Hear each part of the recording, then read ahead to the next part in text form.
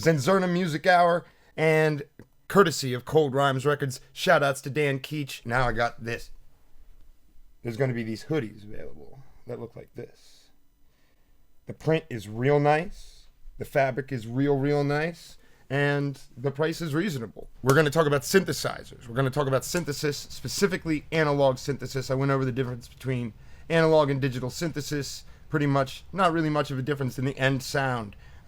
Whatever works good for you works good. I happen to like analog synthesis simply because everything is voltage, especially when it comes to like modular synthesis or something where you're doing patching. It makes a lot of sense once you wrap your head around the idea that it's all just voltage. So we're going to cover synthesis in general. We're going to do some jamming. We got a little special animation for you.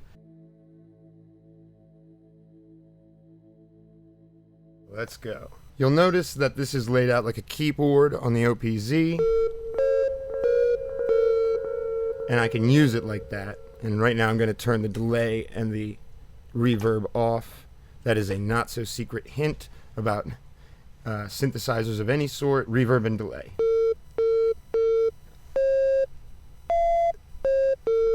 Basic tones popping off, and what I'm going to do is play this sound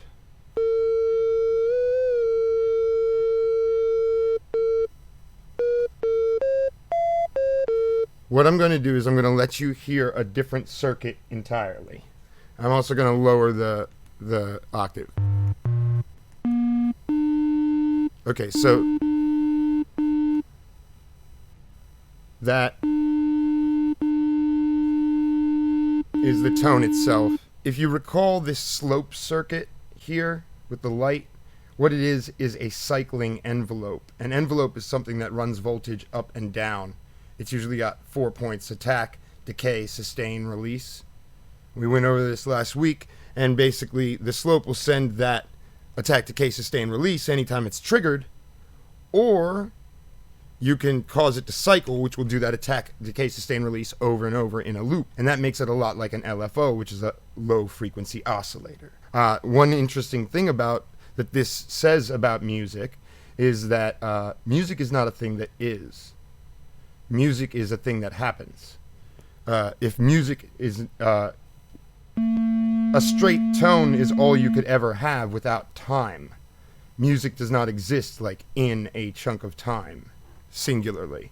It's the effect of change over time, which is kind of interesting. But when you've got a straight tone like that, it makes it easy to see some things. And what we're going to do is, if you recall that this allows you to patch anything you want into the output. And what we're going to patch into the output is the sound of this cycling slope circuit. Now it's in there right now. And I have to open up the dynamic circuit to let it through. I'm going to let it through by taking this. This is basically can act as many things, but I'm using it for right now is just to generate signal. You can see how that green light lights up. That is an indicator of how much signal I'm sending. I can send a positive voltage, or I can send a negative voltage with the red. Now I can use that to control the dynamic circuit and open it up.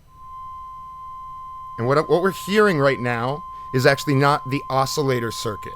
That's this one, and I can tone it, although it won't really work for a couple of different reasons. But when we turn that cycling off, it doesn't make a sound. Now it does, because it's cycling. That's the sound of a tone. We can play with the pitch of that tone in a number of ways. We could adjust. The rise and the fall is just the time that it takes to go up and down. The time it takes it to make one cycle, in fact. So if you can understand this, the length of that cycle, and I know this is getting annoying, the length of that cycle, when you can hear it, determines that pitch. Right now I'm just kind of lengthening the fall time. Now I'm lengthening the rise time. This makes sort of different shaped waves, but not that different. But it sounds real nice and smooth when they're both sort of set to the same amount of time, because it rises and falls at the same time. But you can play around with it.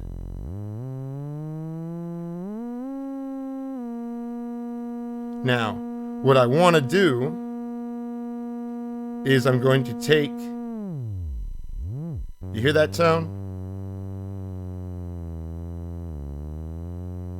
Right now you can hear it, and it's audible. It's because every cycle is cycling so fast that your ear perceives it as a tone. And what I'm going to do is I'm going to slow it down. It's not going to be anything different. It's just the exact same thing. A voltage moving up and moving down. It's the speed at which that happens that determines pitch. So now I'm going to slow that all down by moving it from exponential to logarithmic. All this does is makes it from this kind of edge to more like this kind of thing. If you know your math, you know about exponential and logarithmic. Well, here we go. We're going to slow it down. You can hear it getting lower and lower, and I'm going to turn it up. Now, you can hear that. It's nice. You still perceive it as a single tone, but it's getting down there in the lower ranges, and maybe it's even clipping. So let's bring it down a little bit. We're going to lower it even further, down past the threshold of human hearing.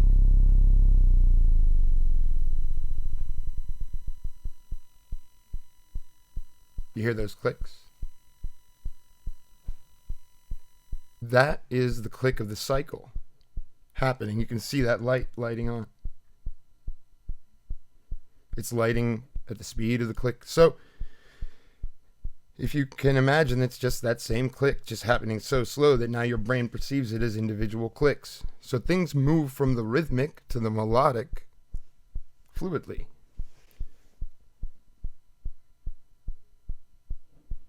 Gonna bring it back up.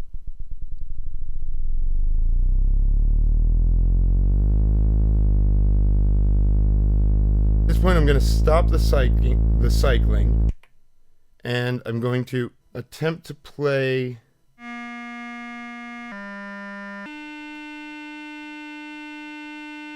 I'm changing the notes, but they never stop. Why?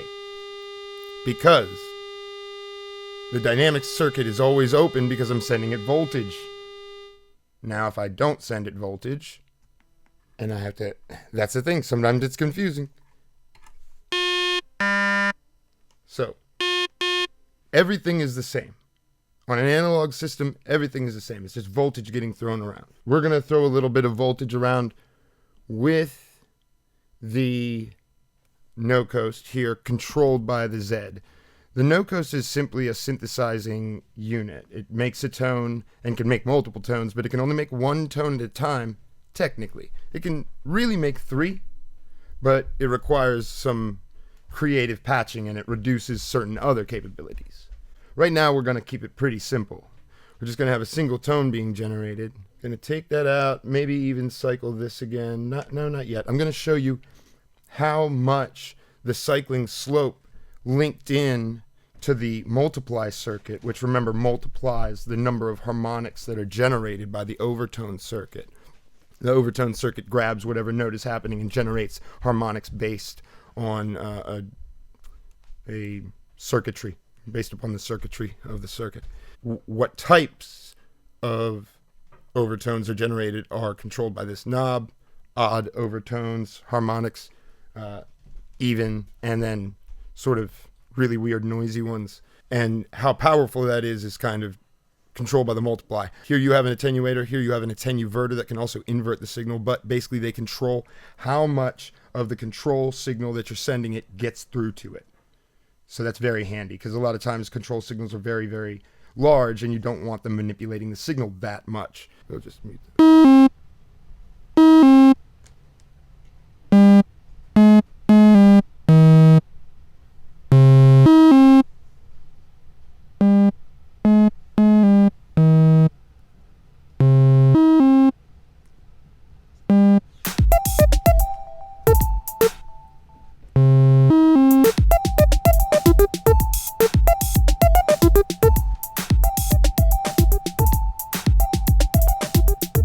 So you got this like sort of beepy computer thing going.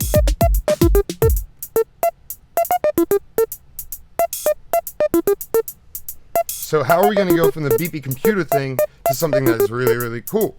Well, the most beepy computer thing is right there at the fundamental tone. That's basically like a triangle wave,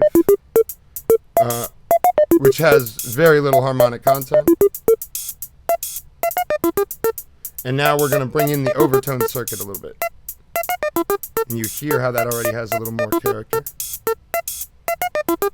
We can also do a lot by giving it a little bit of decay.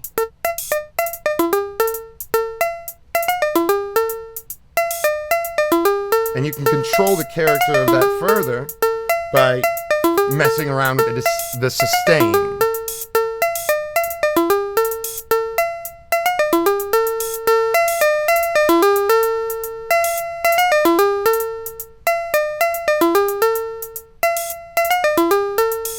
So now we got something that sounds kind of bellish.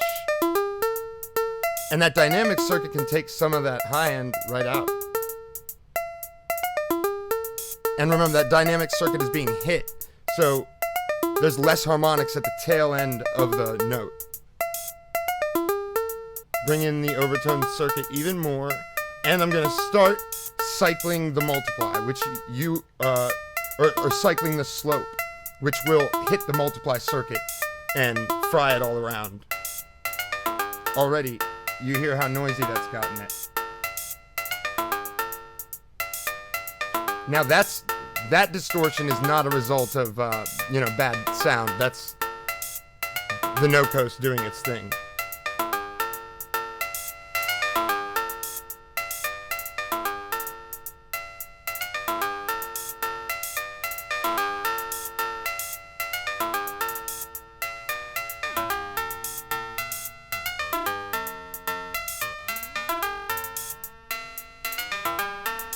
Now, when you get into that territory, the overtone circuit has a very, very wide range of effects.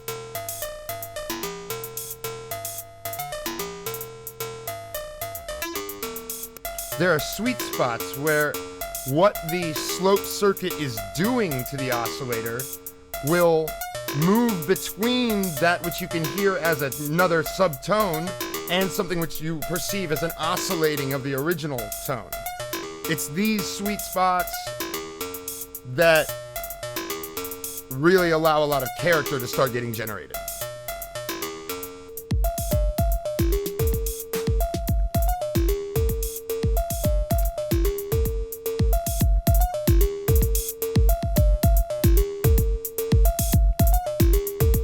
Drum beat that I cooked up earlier, just to kind of go along with it.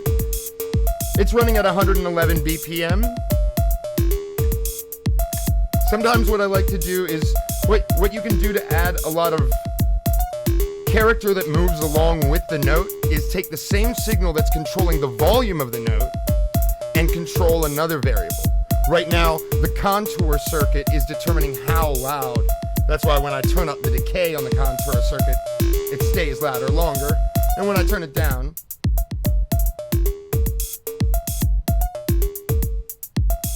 it sounds like that. But what I'm going to do is patch that to another variable, namely the mix between the original tone, this, and this, the harmonic tones being generated by the overtone circuit.